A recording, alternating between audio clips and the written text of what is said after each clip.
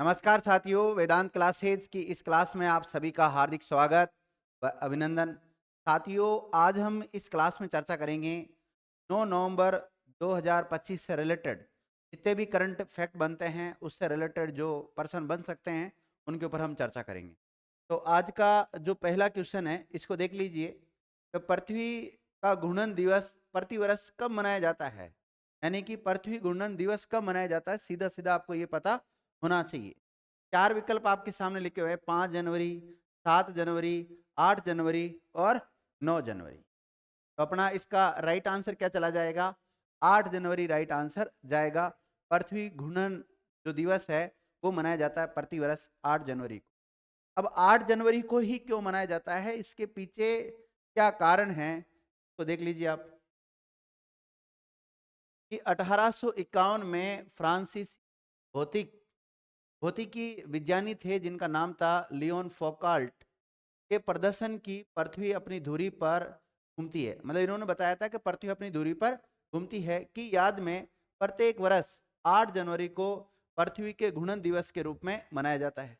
पृथ्वी का घूमना एक ऐसी घटना है के बारे में हम सभी जानते हैं, और यह तब होता है जब हमारा सूर्य के चारों ओर एक ऊर्ध्वाधर अक्ष पर घूमता है, तब होता है ऐसी स्थिति। ये अपना घूर्णन जो दिवस होता है वो कब मनाते हैं? 8 जनवरी को।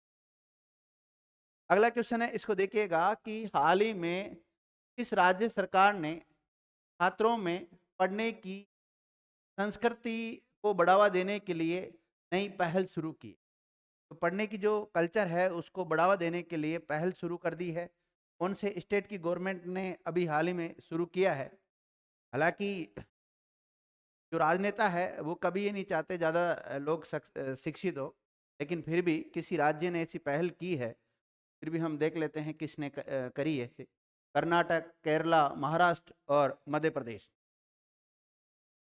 तो इसका राइट आंसर क्या जाएगा? महाराष्ट्र चल जाएगा।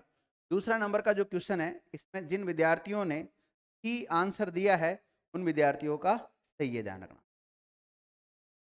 डिस्क्रिप्शन देख लेते हैं इसका। हाल ही में महाराष्ट्र के पठन संकल्प अभियान 1 जनवरी 2025 से 15 जनवरी 2025 तक चलेगा। अभी एक संकल्प चल रहा है महाराष्ट्र गवर्नमेंट का। महाराष्ट्र का उस संकल्प का नाम क्या है? पठन संकल्प अभियान, जो कि 1 जनवरी से स्टार्ट हुआ है और 15 जनवरी तक चलेगा। ये युवाओं को पढ़ने की आदत डालने के लिए प्रोत्साहित करेगा, और इस पहल के तहत विश्वविद्यालय, कॉलेज और सार्वजनिक पुस्तकालय छात्रों को सामूहिक पढ़ने में शामिल करने के लिए कई कार्यक्रम आयोजित करेंगे, और यह साहित्य के माध्यम से सामाजिक जागरूकता भी लाएगा। तो ऐसा इस अभियान का उद्देश्य है। अगला क्वेश्चन देखते हैं साथियों। अगला क्वेश्चन क्या है कि हाल ही में कौन सा राज्य वन पारिस्थितिकी तंत्र को हरित सकल घरेलू उत्पादन से जोड़ने वाला पहला राज्य बन गया है? तो जहाँ कई बार होता है ना, पहला या पहली, जो भी महिला हो, पुरुष हो, जगह हो, स्थान हो, राज्य हो, देश हो, कोई भी हो, जो पहला पहला होता है वहां से सवाल पुटअप होने की ज्यादातर संभावना रहती है। तो ये इंपोर्टेंट पर्सन मान लीजिए एक प्रकार से। तो ऐसा अभी हाल ही में किसने किया है? छत्तीसगढ़ ने, झारखंड ने, मणिपुर ने और उड़ीसा ने। बताओ ऐसा किसने किया है? तो ऐसा कर दिया है छत्तीसगढ़ ने। पहला राज्य कौन सा बन गया? छत्तीसगढ़ बन गया है। तीसरे नंबर का जो क्वेश्चन है इसका राइट आंसर क्या चला जाएगा? ए चला जाएगा। का डिस्क्रिप्शन देखिएगा कि हाल ही में छत्तीसगढ़ राज्य ने पहली बार एक अभिनव योजना शुरू की है जो अपने वनों की पारिस्थितिकी तंत्र सेवाओं को हरित सकल घरेलू उत्पादन से जोड़ती है। इन उपायों का उद्देश्य वनों के महत्व, पर्यावरणीय योगदान जैसे स्वच्छ वायु, जल संरक्षण, जैव विविधता और राज्य की आर्थिक प्रगति के बीच सीधे संबंध को उजागर करना था। तो इसको शामिल किया गया अभी हाल ही में। अगला चौथा नंबर का जो क्वेश्चन है इसको देखिएगा कि हाल ही में किस मंत्रालय के द्वारा मेडिकल टेक्सटाइल गुणवत्ता नियंत्रण आदेश 2024 जारी किया गया? शिक्षा मंत्रालय के द्वारा, भारत के संस्कृति मंत्रालय के द्वारा, वस्त्र मंत्रालय के द्वारा या वित्त मंत्रालय के द्वारा? तो इसका राइट आंसर चल जाएगा वस्त्र मंत्रालय। राइट आंसर क्या होगा चौथे का? सी आंसर होगा वस्त्र मंत्रालय। देखिएगा, हाल ही में मेडिकल टेक्सटाइल गुणवत्ता नियंत्रण आदेश 2024 का उद्देश्य मेडिकल टेक्सटाइल की श्रेणी में आने वाली आवश्यक वस्तुओं की प्रभावशीलता और सुरक्षा की गारंटी देना है।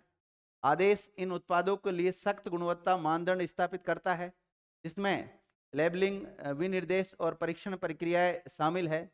मंत्रालय ने छोटे और मध्यम आकार के उद्यम क्षेत्रों की गुणवत्ता नियंत्रण आदेश का अनुपालन करने के लिए 1 अप्रैल 2025 तक अतिरिक्त विस्तार दिया जाएगा। कब से दिया जाएगा? 1 अप्रैल 2025 से यह अतिरिक्त विस्तार दिया जाएगा, ध्यान रखना।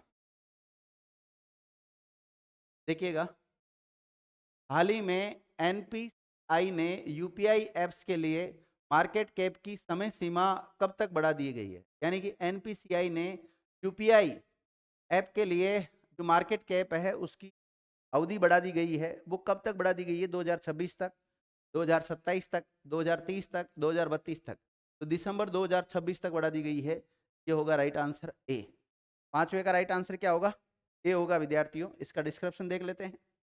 हाल ही में एनपीसीआई ने third party unified payments interface apps को 30% वॉल्यूम कैप अपनाने के लिए 31 दिसंबर 2026 तक अतिरिक्त 2 साल का समय दिया गया। मतलब 2 साल के लिए और बढ़ा दिया गया है इसको। एनपीसीआई के अनुसार वॉल्यूम कैप को पार करने वाले मौजूदा थर्ड पार्टी एप्लीकेशन प्रदाताओं के लिए अनुपालन की समय सीमा 2 साल या दिसंबर 2026 तक के लिए बढ़ा दी गई है।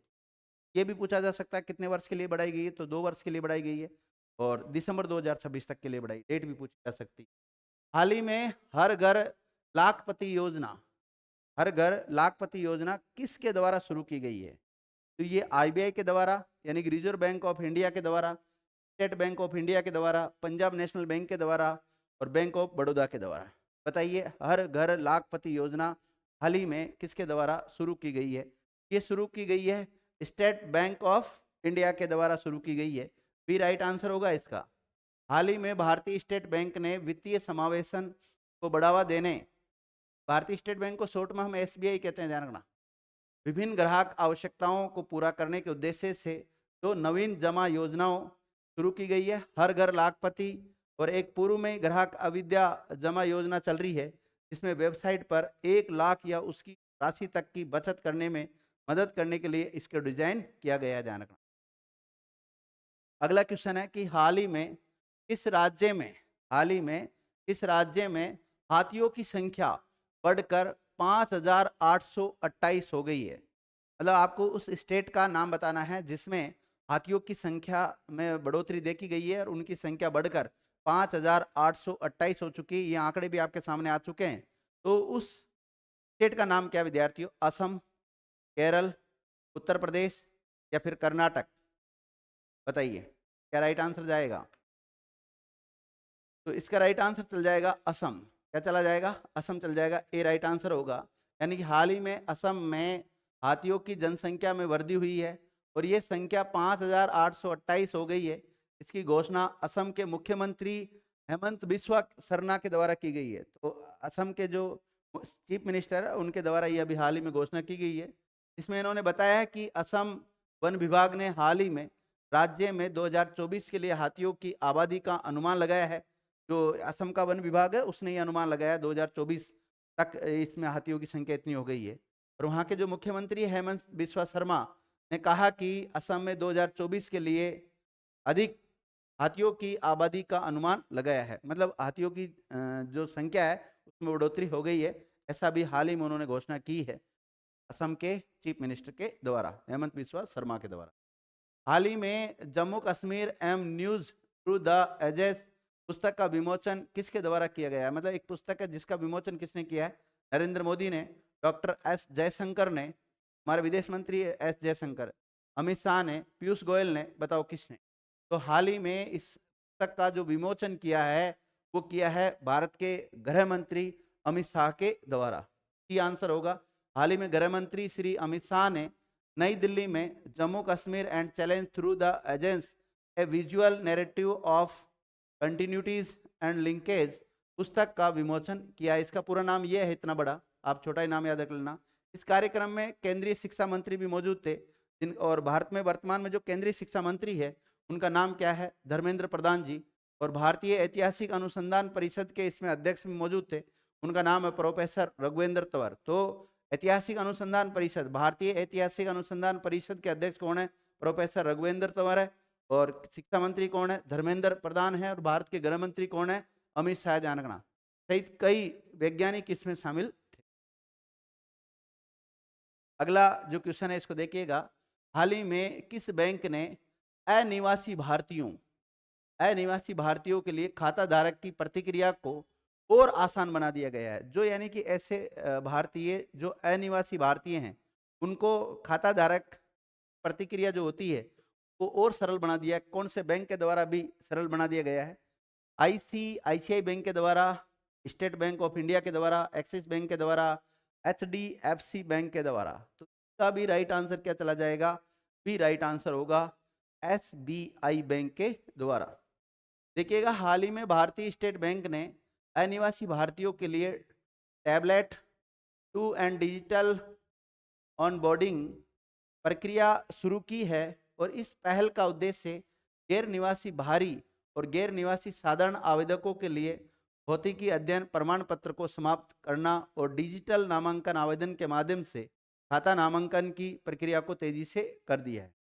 ठीक है, अब देखिएगा आज का जो अंतिम क्वेश्चन है, हाल ही में किस देश ने पुराने पर्यटक शुल्क को बंद कर एक नया पर्यटन कर पेश किया है? मतलब नया पर्यटन टैक्स शुरू पेश किया है। वो कौन से देश के द्वारा शुरू किया गया है?